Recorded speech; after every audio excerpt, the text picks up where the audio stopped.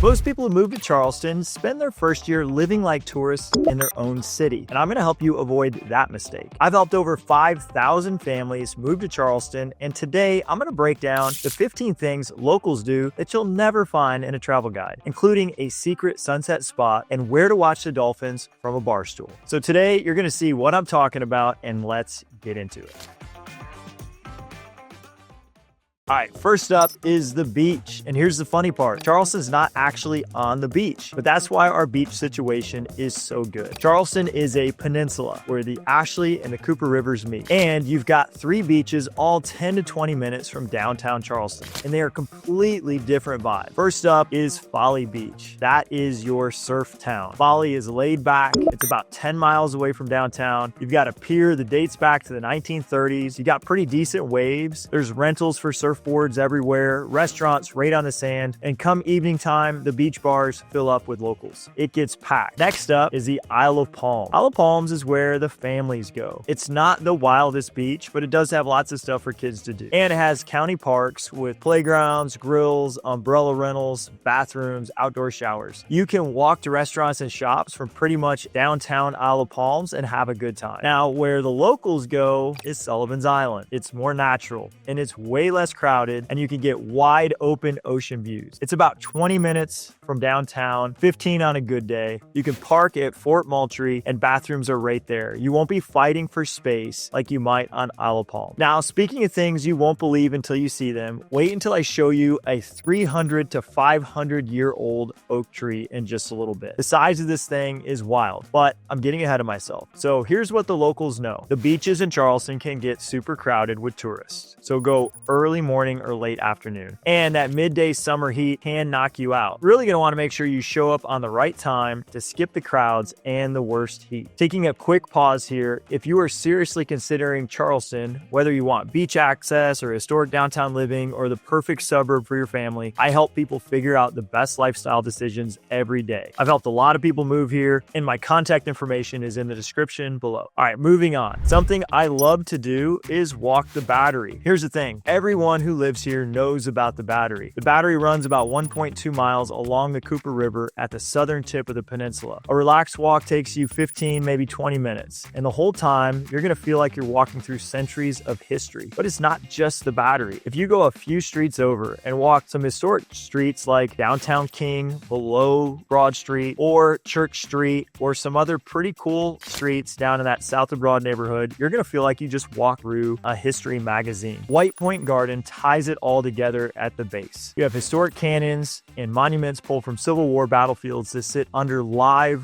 oak trees that are massive. And the mansions that line the walkway, that's Charleston's best architecture all in one spot. The William Ravenel House went up in 1845 at 13 East Battery. The Edmonston Alston House is a federal-style 1825 built home at 21 East Battery, and that's just on Museum Row. From the Battery, you can see Fort Sumter, Castle Pinckney, and the USS Yorktown, and also Fort Moultrie. You'll also see people heading out on harbor cruises because this is where a lot of them launch from. I bring every single client downtown. Why? It shows you everything that makes Charleston so special all in one spot. You get the history, architecture, the water, those live oak trees. It's all right here in this location. Now, you've seen the harbor from the land, but let's talk about what happens when you get out on the water. Next up, you have to get in a boat. Charleston Harbor is, you can look at it from land all day, but until you're on the water, you don't really get it. Spirit Line Cruises does a 90-minute harbor tour out of the Aquarium Wharf at 360 Concord Street. You have certified city guides narrate the whole thing, and you're going to pass a ton of historic sites. You're almost guaranteed to see dolphins on this cruise. They also do dinner cruises too. I'm talking a 3 to 4 course meal, local ingredients, sunset views, and a full bar. It's a whole experience. You can also hop on cruises from Shem Creek over to Mount Pleasant. Those run about every 1.5 to 2 hours, and you will see dolphins, you will see Fort Sumter, you're going to see the Arthur Ravenel Bridge from up close, and you're going to get to see that cool Charleston skyline, with all of the church steeples. Price-wise, you're looking at around $40 for a basic Fort Sumter tour and up to $100 for the bigger harbor cruises. Sunset cruises are going to cost extra, but they're totally worth it. When that light hits the water on the historic buildings, it is something to see. And since we're on the topic of Charleston history, there's one spot that started it all. One of my favorite things to do in Charleston is visit Charlestown Landing. This is where it all began. Charlestown Landing is a state historic site, and it was originally settled in 1670. That's where the English colonists founded what eventually became Charleston. It's in West Ashley, right off the Ashley River. It's 664 acres of dedicated South Carolina colonial history. Let me give you the hours real quick. The visitor center and gift shop are open from 9 a.m. to 4 p.m. daily. There's an animal forest, which is a zoo, and it's right inside the park, and it's open from 10 a.m. to 4 p.m. every day, but closed on Tuesday. The Adventure Replica Ship, which is like the ship that they came across the ocean from England to Charleston, is open from 10 a.m. to 4 p.m., but also closed on Tuesdays. Park grounds stay open from 9 a.m. to 5 p.m. daily, and admission is only $12 for adults, $7.50 for South Carolina seniors, and only $7 for kids from ages 6 to 15, free for the little one. Now the Adventure. This is a 17th century replica trading vessel. It's the only one in Charleston, and you can actually walk on it and tour the ship. It is totally worth the trip, but there's more. The visitor center has interactive rooms with digital dig exhibits. You've got self-guided history tours, MP3 audio tours, an experimental crop garden showing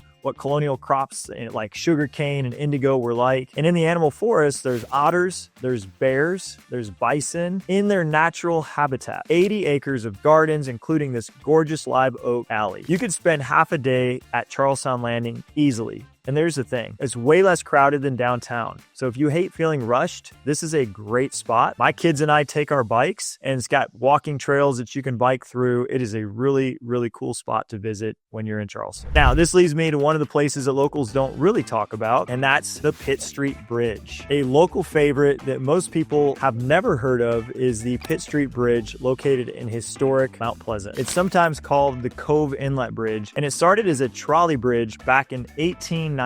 They replaced it with a vehicle bridge in 1927, but now it's a pedestrian park, and it has incredible sunset views. You will find this at the end of Pitt Street in Mount Pleasant's Old Village neighborhood. It's a paved half-mile pathway with benches set up so you can sit facing east or west, and the views open up to marshes, tidal creeks, and the Charleston Harbor. People love to fish off of this bridge. I've done it, and I've caught flounder. People crab here just about every day. You're going to see herons, egrets, and if you're lucky, maybe a dolphin or two. Fair warning though, bring bug spray in the summer because the mosquitoes and the gnats can get you. But show up about 45 minutes to an hour before sunset. That's when the lighting is perfect. You're right next to Old Village Historic District, which has some of the most charming streets in Mount Pleasant. And Sullivan's Island and Isle of Palms are just a few minutes away. So if you want to get some dinner on the beach right after the Pitt Street Bridge, a great spot that I happen to love is Ho's, which is a burger shop right across the bridge on Sullivan's Island. Why do locals love Pitt Street Bridge? It's free, and it's gorgeous, and you're not fighting through crowds, and you're not fighting tourists, and it's just a cool spot. But speaking of natural beauty, the next one might be the most jaw-dropping thing in the entire low country. This is the angel oak tree. I've shown this tree to hundreds of clients over the years, and every single time, people just stop and stare. Angel oak is one of the most famous natural landmarks in the Southeast. It is a southern live oak, somewhere between 300 to 500 years old. We don't know the exact date. It's on Johns Island, 3688 Angel Oak Road, and it's a park that's open 9 a.m. to 5 p.m. daily. Admission is free. There is a gift shop if you want to grab something on the way. Let me give you some information about this tree because it's kind of hard to believe until you see it. The tree stands about 65.5 feet tall. The trunk is 25 to 28 feet around, and the canopy shades 17,000 square feet. And the longest branch is 187 feet. Some of the individual limbs are 11.5 feet around, and the branches don't just hang, they rest on the ground. You only see that on trees that are this old. Honestly, it looks like something out of a fantasy movie. The name comes from the Justice Angel Estate. The city of Charleston bought the park in 1991, and the Low Country Land Trust protected 17 acres around it in 2013 to keep developers away and preserve the groundwater. When you're standing under this tree and looking up, you just get a feeling. It's hard to explain. The way those branches stretch out and touch the earth. It's really like nothing else you're going to see. But wait until we get to the plantation horseback riding I'll talk about later, because riding through 135 acres of historic landscape when Charleston's natural beauty is around you, that is something you have to experience. Okay, let's shift gears to something that captures what I mean by Charleston living. Watching dolphins at Shem Creek having a cocktail. Shem Creek in Mount Pleasant used to be a shrimping center, and now it is a super popular waterfront dining and entertainment spot. You regularly see dolphins on Shem Creek, especially during slack tides and in the early morning. You can do this while you're eating and sipping a drink right on the water. My personal spot is Red's Ice House. It's at 98 Church Street in Mount Pleasant. Hours are Monday through Sunday, 11 a.m. to 10 p.m. They have cold beer, local seafood, waterfront bar, and you get to see the dolphins right from your table. If you're a boater, this is a really cool thing to tie up right off the dock at Red's and walk in for a meal and a drink. They also do all-you-can-eat crab legs on Mondays from 6 p.m. to 9 p.m. for $29. Fun fact, it started as an ice house for shrimp boats, and it has been a restaurant now for 20 plus years. Another spot is Vickery's Bar and Grill. That's at 1313 Shrimp Boat Lane. Sunday through Thursday, 11 a.m. to 10 p.m. and Fridays and Saturdays, 11 a.m. to 11 p.m. 2 outdoor bars, Muddy's Dock and Shark Fin Bar. You'll find waterfront dining, live music on weekends, specialty cocktails, and Cuban-inspired dishes. Tavern and Table on Shem Creek is probably the most upscale spot. They have really great food, a wine list, and seasonal craft beers. Now, the clubbing spot, where the good music is Saltwater Cowboys. It has been here since only 2017, but they do seafood, barbecue, cocktails, and live music. That's going to be a little bit of a younger crowd, but it's a super fun spot. You're going to want to get there around 4 or 5 because it does get super crowded. Get in all of these spots, grab a table right on the water, order a drink, and watch the dolphins. I am telling you, if you go to one of these spots on any summer day, you are guaranteed to see dolphins. But if you're looking for world-class recreation, the next thing we're going to talk about is really going to change everything for you, and it has changed Charleston. The next thing you need to do in Charleston is play golf at Kiawah Island. If you golf, you already know the name Kiawah. Kiawah Island Golf Resort is one of the top golf destinations in the entire world. Kiawah sits 30 miles southwest of Charleston, and Kiawah hosted the 1991 Ryder Cup, and it has now hosted 2 PGA championships. That's the level of these golf courses. The resort manages close to 500 private villas and homes, plus luxury hotel accommodations. You've got more than 12 restaurants on the property, 5 championship golf courses, and the Roy Barth Tennis Center with 22 courts. The crown jewel of this island is the Ocean Course. It's the place everyone talks about. Pete and Alice Dye designed it in 1991. From the championship tees, it plays 7,876 yards with a course rating of 79.1. That's the highest in the country according to the USGA standards. Golf Digest named it the toughest course in America in 2010. It also ranked 25th on Golf Digest's 100 greatest golf courses in America. Then you got the River Course. It opened in 1999 and plays 7,039 yards. The River Course is not one of the 5 public courses. It's one of the 2 private courses. 8 holes run along the Kiawah River and the Bass Pond. The rest winds through the marsh, savannas, and maritime forests. When it opened, Golf Digest put it in their top 5 new private courses. Even if you're not a golfer, just driving through Kiawah is worth it, but you need access onto the island. So one of the things you need to do is set a reservation, maybe at a high-end restaurant on Kiawah, so that you can get through the gates and experience this awesome place. All right, when the sun goes down, there's one place where Charleston comes alive. Next up on our list of things to do in Charleston from a local is visiting a beach bar on Folly Beach. Folly Beach after dark is a whole different experience than Folly Beach during the day. Center Street is where it all happens. Wall-to-wall restaurants and bars. Whatever kind of night you're in the mood for, you are going to find on Folly. The Washout is a local go-to. They've got live music every night, artisan markets that showcase local artists, and craft beers from local breweries. It's got that neighborhood hangout. Bounty Bar gets rowdy on weekends. Live music, no cover. Chico Feo is more of a garden vibe,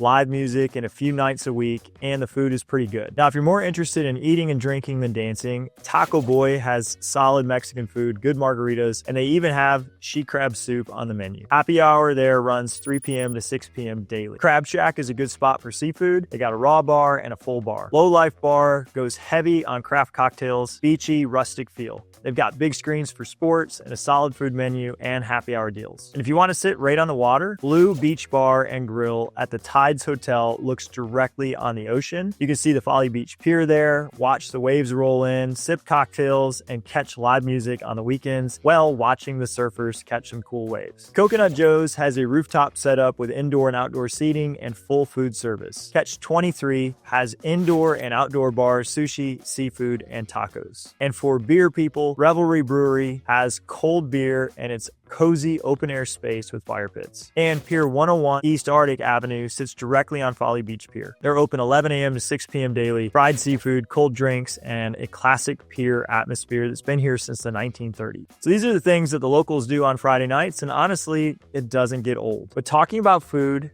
this is where I get serious. Next up is having a steak at Hall's Chop House. When people ask me where to go for special occasions, this is the first place I mention. Hall's Chop House is one of Charleston's top steakhouses. Fine dining service, but with low country warmth you don't always get at high-end places. Located on 434 King Street in Charleston, the hours are Monday through Thursday, 4 p.m. to 11 p.m., and Friday on 4 p.m. to midnight, Saturday 11 a.m. to midnight, and Sunday 10 a.m. to 11 p.m. See, the thing is about Hall's Chop House is that it's family owned and it's been here since 2009. And the Hall family is so nice and so accommodating. You're going to meet the owners right when you walk in. They greet you with a handshake and a smile, and they act like they've known you forever because that's just the type of people they are. The space is set inside a historic downtown building. You got dark wood, dim lighting, massive wine collection, and a very upscale vibe. They source Allen Brothers prime steaks and serve USDA prime dry aged. On the menu, you're looking at 8-ounce filet mignon, prime ribeye options, tuna tartare, prime steak tartare, and for other entrees, veal chops, racks of lamb, heritage pork chops, and family-style side dishes are very good. Their best are the pepper jack grits, mac and cheese, lobster mac and cheese, and all of this stuff is shareable. But really, it's about the service here. The staff knows what they're doing. Experienced, attentive, and top tier. It's the kind of place where you feel taken care of from the second you walk in. But before you think Charleston is all white tablecloth dining, let's talk about the next spot. Next up on things to do in Charleston is to have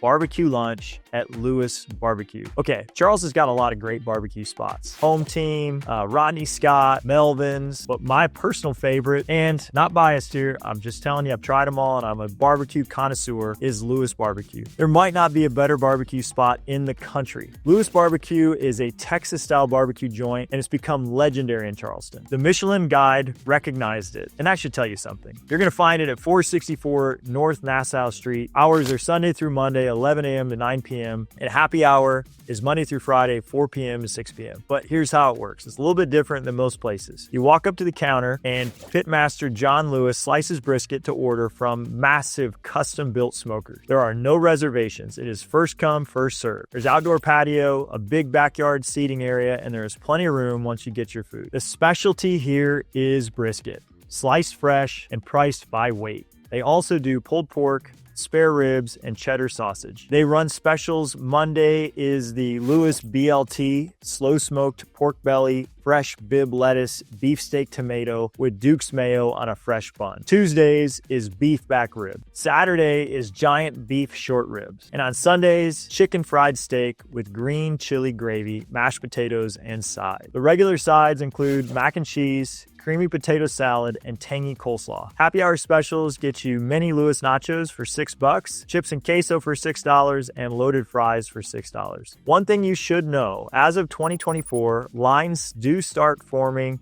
around 11 a.m. on the weekdays. If you don't want to wait, show up right when they open. Otherwise, be ready to stand in line for a few minutes. But I'll tell you what, it's worth it. Now, there's one experience in Charleston that never gets old no matter how many times you do it. You're going to want to take a carriage ride through downtown. I know what you're thinking. Carriage rides sound pretty touristy. Yeah, but you can get a private carriage ride with just 2 people, and it's an experience that it will stick with you. They put you in a legit historic carriage, and you get to talk to somebody who knows the history of Charleston like no one else. And it does hit different when you're not running around the town on foot. Old South Carriage Company is at 14 Anson Street, and tours leave every 20 to 30 minutes. But if you want that private tour, you're going to want to call ahead. The tour runs about an hour and covers 30 blocks, more than 2.5 miles of historic Charleston. They use Belgian and First, you're on draft horses. The driver doubles as your guide. There's also Palmetto Carriage Works. That's the one with the big red barn. They have multiple departures throughout the day. The ride is also about an hour. Now, the routes go through the historic district past antebellum mansions where you have gardens everywhere and palmetto-lined streets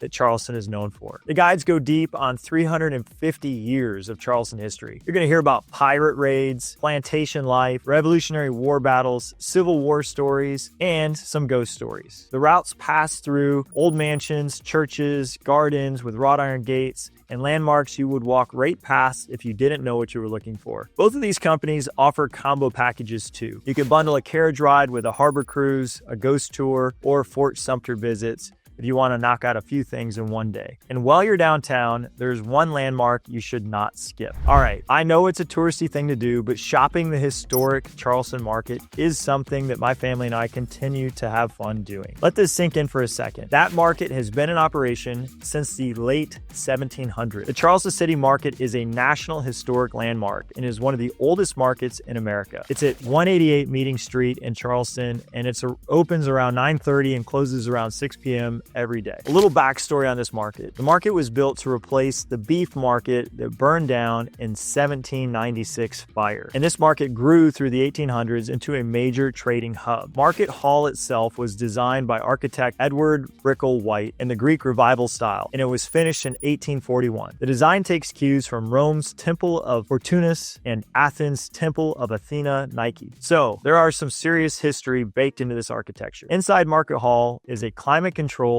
tons of shops, souvenirs, and local crafts and food, and one-of-a-kind finds. A few vendors are worth checking out. You've got Callie's Hot Little Biscuits that does handmade Southern biscuits. Chuma Gullah Gallery showcases work from emerging Gullah artists. Heaven Scent has perfumes and essential oils. Sweet Charleston sells low country candy, and the Fish and Duck is a solid gift shop. What is the market really known for? Well, it's known for handcrafted sweetgrass baskets. This is a low country art that's been passed down through generations of local artisans. You will not find these baskets anywhere else. The open air sheds have even more handmade crafts, ceramics, jewelry, and artwork from local sellers. The whole complex got a big renovation in 2010. They added skylights and micro boutiques across the first floor, and the night markets bring live music and this community energy that just feels like Charleston. Now, this brings me to a piece of history that shaped the entire country. Next up on our list of things to visit is Fort Moultrie on Sullivan's Island. Here's something people don't realize until they visit Fort Moultrie. It is a major Revolutionary War. Today, it's part of the Fort Sumter and Fort Moultrie National Historic Park. It's located at 1214 Middle Street on Sullivan's Island, and it's open daily from 9 a.m. to 4:30 p.m.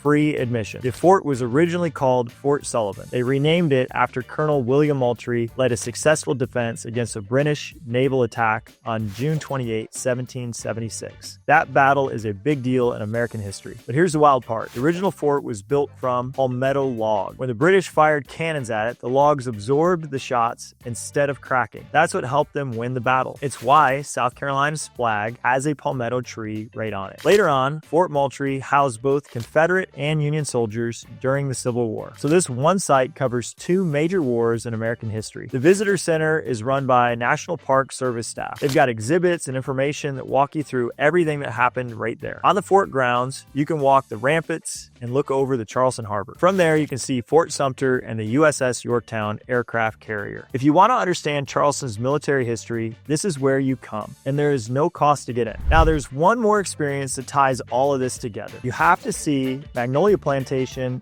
and Middleton Place by Horseback Ride. I saved this one for last because it's one of those experiences that just stays with you. Magnolia Plantation and Gardens is known as America's oldest public garden. It opened to the public in 1870. But the plantation itself dates back to 1679 when Thomas and Ann Drayton established the homestead. That makes it one of the oldest plantations in the South. It's at 3550 Ashley River Road in Charleston, and hours are November through February from 8:30 a.m. to 4:30 p.m. and March through October 8 a.m. to 5:30 p.m. It's open 364 days a year, every day but Christmas. Admission is only $20 and it's $10 for ages 6 to 12. The property has 25 acres of cultivated gardens. azaleas, camellias, and natural woodland. There's an area called Flowerdale with the oldest sections first planted back in 1680 of the formal garden. You've got Cypress Lake with bald cypress trees that are up to 100 years old. There's also a maze modeled after England's Hampton Court design, planted with 500 camellia mixed with Buford holly. Beyond the gardens, you can take a nature train, do a marsh boat tour, visit a wildlife area, and see a petting zoo. There's about 14 miles of pathways that you can explore by foot, and a 150-acre marsh and waterfowl conservatory. The property also includes restored cabins connected to slavery-era buildings, some from around 1850 and later post-Reconstruction period. They run programs through From Slavery to Freedom that cover African-American history on site. Now, here's the experience I keep telling people about. Middleton Place Equestrian Center offers guided horseback trail rides through 135 acres of historic plantation landscape and preserved rice pond areas along the Ashley River. It's located at 4280 Ashley River Road, right next to Middleton Place Garden, about 15 miles from downtown, and ride times are 10 a.m., 2 p.m., 12 p.m., and 4 p.m. daily. Each ride lasts about an hour and it's $90 per person. So these 15 experiences are the everyday rhythm that makes people fall in love with Charleston and stay here for decades. If you're ready to make Charleston your home, send me an email, sales@mattoneilteam.com, and let's map out which neighborhoods match the lifestyle you saw in this video that you really want to make. Also, check out the video I linked where I break down why some Charleston homes are sitting for 10 months and others are selling in less than 30 days. I appreciate you watching, and we'll see you on the next video.